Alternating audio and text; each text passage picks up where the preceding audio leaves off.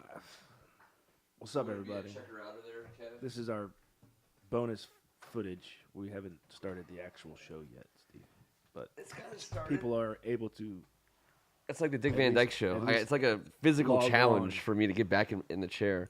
But it's become kind of part of the deal. And then we'll go ahead and get started here. Thank you, everybody, for hanging out with us on Tuesday. All the folks at Hogs Haven. We are not going to do too much of what's going on right now in Redskins Road. We're going to talk about, we call this Heyday Talk. Just have a Heyday Talk show. No, don't need to do any analysis on the nightmare that's going on right now for all of us. What are we doing first? Just going to talk about Redskins past. We are doing Redskins. Yeah. First. Oh, yeah, absolutely. Oh, okay. Oh, yeah, you're live on the Audible, T. You are live on the Audible. Let's go ahead and get started. I got screwed up there. All right. It's pretty strong. Backwards.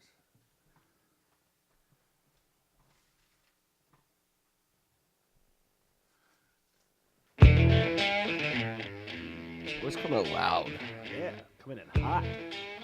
On behalf of First Amendment Sports, I'm Ken Marangolo. This is the Audible, the official Redskins podcast of hogshaven.com. He's Tim Strachan. There might not be a whole lot to talk about that's really exciting, but I'm excited tonight to be talking about it with the guys that are at this table with a very special guest. We're going to find exciting things to talk about. That's today's mission. He's Kevin Ricca. It's been super exciting for the last 48 hours or so. I think we're all feeling that. So this will be fun to get into some positive Redskins discussion with Coach. We appreciate everybody who comes back to First Amendment Sports on a weekly basis. See that logo? Hit the subscribe button. We appreciate it. It helps us out a ton. We did go over 1,000 this weekend, and we have certain people to thank for that. And we are joined by Coach Steve Turner, head coach of the Gonzaga Purple Eagles champions. Thank you, fellas, for having me tonight. Champions of the WCAC basketball tournament that we covered live for the last 2 days. A marathon of basketball. I feel like we kind of all won together. I mean, obviously you get a lot of the credit, and it's going to go a lot your way. But it was a lot. It was teamwork. You know what I'm saying? Well, How do you feel? Oh, great. I mean, you guys got a lot of great feedback. Good. I know a lot of our fans who got to watch the stream were excited and really appreciated the way you guys handled it, carried it, and the entertainment and all the. Had Mark Tillman show up? I mean, what else you want? Gonzaga legend. I know. that was fun. And Chris Jenkins, Chris Jenkins and Nate Britt joined us. Yep. All while you were on the other side of the court. I bet you he wants to come over here. I would have loved to have Chris Jenkins back over there for sure. Oh, I'm sure you would. We're going to talk basketball all night long. We have the WCAC Spectacular and the Hot Box coming up after this. We're going to do a very short Audible tonight, and I think the folks who come and hang out with us on Tuesday nights will appreciate not spending a whole lot of time this week on anything about today. The football, the football calendar is as dead as it gets. We're not going to do an AAF show. Again, we've already done almost one of those. I thought we would talk about some old school stuff, kind of where there's some things going on that could potentially happen again for us. But for the most part, I'm going to start off with an old Redskins fan over here, sitting directly across from me, and you get the first question of the night. Who is your all-time favorite Redskin? That's a tough one. Yeah.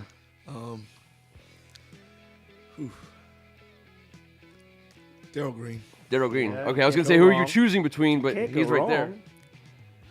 Daryl Green. Yep. I mean, watching him all those chase downs, grabbing Tony Dorsett from behind. I miss those days. Stepping in for a punt return and then taking it to the house. Jumping over Cap Boso, ripping his rib cage out. And for the longevity too. I mean, that alone, you grew up with him, right? Yes. He was there. He was like a rock every week. 19 years, I think. Yeah.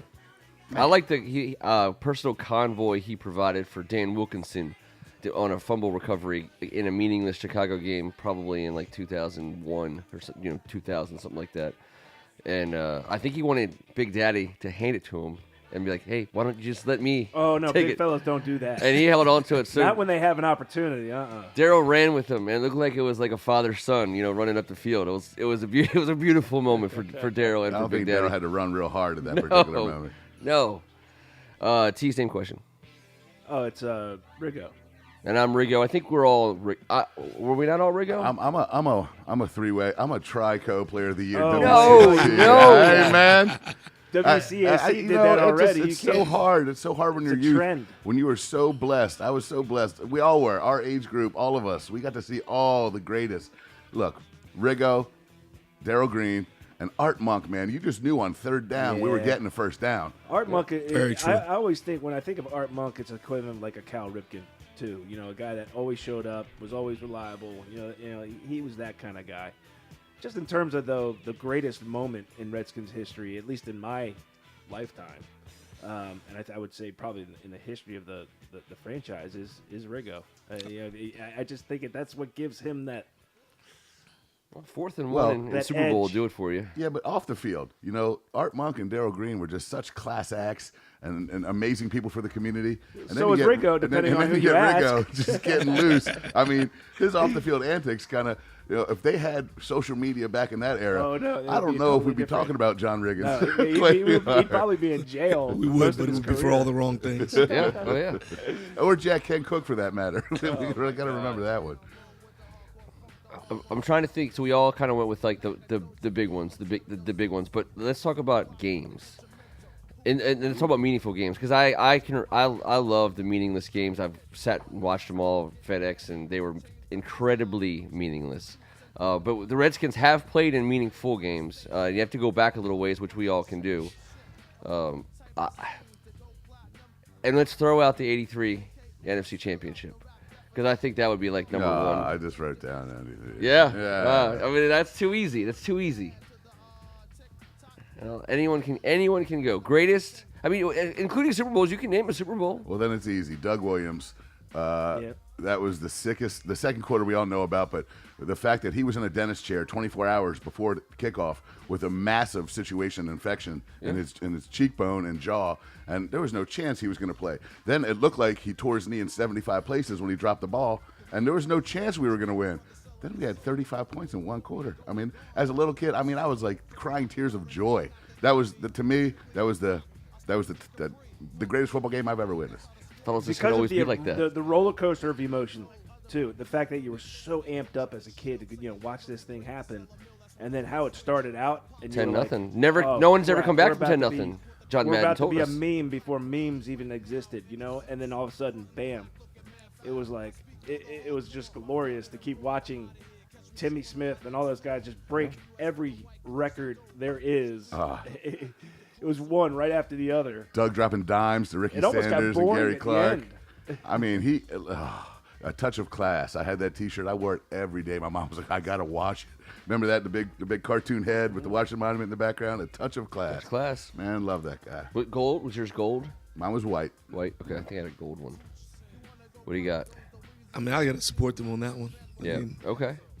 Arguably one of the best, certainly in my time. I just thought it was always going to be like that. After that game was over here, I was thinking, man, we're just going to watch this like this forever. But I can't pinpoint any one because I don't remember years like Raymond over there. Hey man. But as a kid, Raymond, like 5 to 10 years old, every Dallas Cowboy game. It was literally, you thought it was Cowboys versus Indians. It was the penultimate rivalry, and you just, for some reason, you just got so fired up for it. The nostalgia. They played it up on TV. It was always a national game. The nostalgia of those years, the Danny White years, and all that kind of stuff. It was just. And then being able to go to school the next day. Oh yeah. And have those wars with all your Cowboys friends. Yeah, if any of them was, yeah. Remember when balls enough to even the week up. was fun after a Redskins win, and like the news was awesome, and the paper was great to read, and everyone was happy and nice to each other, and letting them in. Go no, you go ahead. I'll break so you can get in front of me, sir. But it's the angst. I think the Redskins are largely to blame, but one of the things I'm trying to think of ways that the past is still possible in the present, and I think the game day routine for Redskins fans or any football fan for that matter. So I'd ask you, like, what was the thing that your family did? When it was Redskins time, what did that mean? It was everybody around the TV, some kind of a meal, and usually that day, earlier in the day, was some type of throw-up football somewhere in the neighborhood. Oh yeah, there you go. Yeah, you got to play a game first. Oh hell yeah. Pre-game game. That was always the deal, and I always would watch the first half and couldn't wait to get out the door, ADD to the fullest, but wanted to do both. And so I'd go out at halftime, probably wouldn't make it back until at least the end of the third quarter. Right. But you had to go run off a little bit of steam. I mean, plus you could hear my dad yelling at that TV screen from a mile away, so you knew you couldn't get too far. Every halftime of every Redskins game was you raced outside and tried to play as much as you possibly could football before you had to come back in, for the third quarter. I mean, the halftime games, I loved. We used to play like a, 4 down. There's no first downs. You either score or you give up the ball, and you just keep playing that as fast as you can, for a halftime show. I mean, what were we missing back then? So my Nothing. 2 oldest brothers are 9 and 8 years older than me. We would play knee football. They would wear knee pads and get on their knees, and then it would be me versus them, and literally just me running into them as hard as I could, and them slamming me and kicking my ass. Yeah. And then we all go in and watch Redskins. Is this what happened to you guys? Yeah. That's where I got my concussions. I had a good friend, Jeff Hawk, who his dad would make us rake the yard. We throw a big old pile of leaves. Oh hell yeah! And we put two guys on the goal line, up and over little Walter Payton, see if you can get in the end zone. Sweetness was the best. They would ask me to Herschel Walker over and they literally grab me by my ankles and slam me down. Now at halftime, everyone holds an iPad or a phone. Yeah, checking their fantasy scores. Halftime, you mean through the whole game? Exactly. But today, you talk about family, us growing up. I love it when my daughters, who are 10 and 9, when football season's approaching, they go, "Hey, Dad, are we going to have people over for a party for Redskins games?" And I'm like, "Yeah, hell yeah, we're going to do that." They get into it. I love it. Well, as long as I wasn't in charge of holding the rabbit ears to keep the picture from being the same. Back in the day. It was a quarterly thing in our family. We rotated quarters. I mean, to me, that's the only thing anymore that I think has withstood the test of time. And that's like people, we still have gatherings for Redskins games. Mm-hmm. Now, they, in this day and age, because you do get all the other games, there might be another TV on. There might be someone obviously getting scores or has the direct TV and can sling it to their iPad or whatever it is. I think that makes football better. Like, I love it. I play fantasy football. Obviously, most people do. These guys don't get them started. I'm a recovering fantasy player. But now gambling's legal, and now NFL's a great thing to bet on. I never really did, and I'm not saying I would going forward. But now that you can, and it's easy. I mean, there's just no escape from needing to know everything else that's going on. And thankfully, the Redskins' terribleness has made all that extra stuff even more meaningful, because it's kind of like, now I'm hanging on that. Now I need that game break. Says the guy who wins like 67% of the fantasy leagues that he enters. Well, that might be a little low, T. Is it really? Know. Low. I don't know. Who knows? See? Who knows? There's no credible bookkeeping. You're really gonna encourage this right now? Is this what we're doing? I don't see where he gets his hours in his day. I think for some reason Ken has a 32-hour day. I just add the hours in. I'm borrowing it from the future. It'll come to pay at some point in time. I thought we were going to brighten up this situation. Yeah, I'm just. Hey, I mean, yeah, we are brightening it up. Well, let's bring it current. Can we bring it current just before we get out? I'd like to know Coach's opinion of the current state of the Redskins. Just your take, where they are, what's going to happen. The next big thing is going to be the draft. This ought to be a ray of sunshine. Do you have thoughts? No, this is about how to get better. I want to know the coach's thought on how to make this team better. You're the coach. Sell. Oh. Yes, see, that's exactly right. That's the first answer every Redskins fan gives, and it's the right one. No, I mean, it's been tough. Oh, it's been tough. Being able to. How do you make it brighter? What do they need? They got to make some major changes. You're talking about at the top. Yeah, I'm talking about at the top. Are you a Jay guy? I like Jay. I don't think Jay's the problem. No, he's not. We've always said that here. I like Jay. I don't think Jay's the problem. I just feel like Daniel's got to get out the way. I think that's consensus across Redskins Nation. Or we got to make a phone call to Tony. How he doesn't know that, have him take care of the or situation. maybe he does. He does. Some people seem to think that he doesn't know that. He does. But he also just keeps seeing the dollar signs because we, the fans, continue to fill the place up. We buy the tickets, and he keeps putting money in his pocket. Not as much. Probably not as much. But it's done it long enough for a while. Long enough. That's true. That he's comfortable. Yep. And until you get uncomfortable.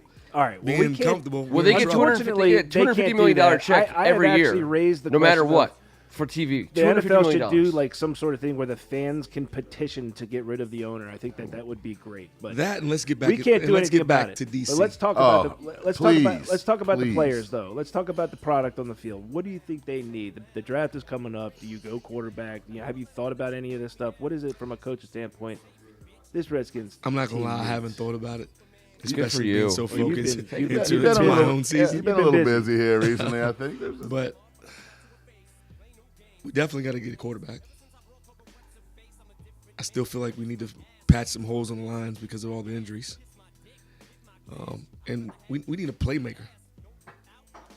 A star. We need a guy that can go across the middle. We may have him. Plays. Yeah. We may have him in Darius Geis. We may have a guy. We may have a star in the making. We don't know yet. So. We don't know yet. They might need First Amendment to hire us to come into the league and pull a Gonzaga. All of a sudden, First Amendment Sports shows up. They're pulling down football titles. They're pulling down basketball titles. Right? We're talking about what they got looking out in the spring. You know what? The Gonzaga Championship Network is turning into. The check's coming. Hey, before we go, we are a show and a fan base that loves titles and trophies. Let's take it out. Let's at least let them see it. We're gonna bring that onto the show. We can't have it here and not let everyone see. This is what we've been doing all weekend, guys. The Gonzaga team played amazing basketball. There it is. In the premier conference. In the Best United high States school of sports America. conference in the entire country. There it is. The Purple Eagles came out on top. We're going to be talking to Coach Turner next on the WCAC Spectacular and beyond that on the Hot Box. Stay with us all night long on Tuesday nights. He's Tim Strachan. Hey, it may be the off season, but love having you here, Coach. Oh, yeah. Love talking to Redskins. We got more to come, I know, because we got the draft coming up. Looking forward to the weeks ahead. Thank you guys very much for joining us. He's Kevin Ricca. Our local high schools are all represented here, but Gonzaga, DeMatha, McNamara, and St. John's, let's get together. Let's let Coach Turner rub off on this situation. Let's hold another one of those up that says Lombardi on it sooner than later. I'm bringing all the nice. positive I can in this show.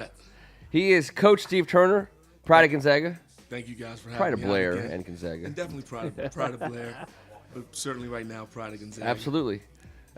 I'm Ken Marangolo. This was the Audible. All right, we're still live. Still live, guys. Yep. James, that was a quick one tonight for you. That was a quick one for him. Did you ever play football? I did. Silver Spring Boys and Girls Club. What year?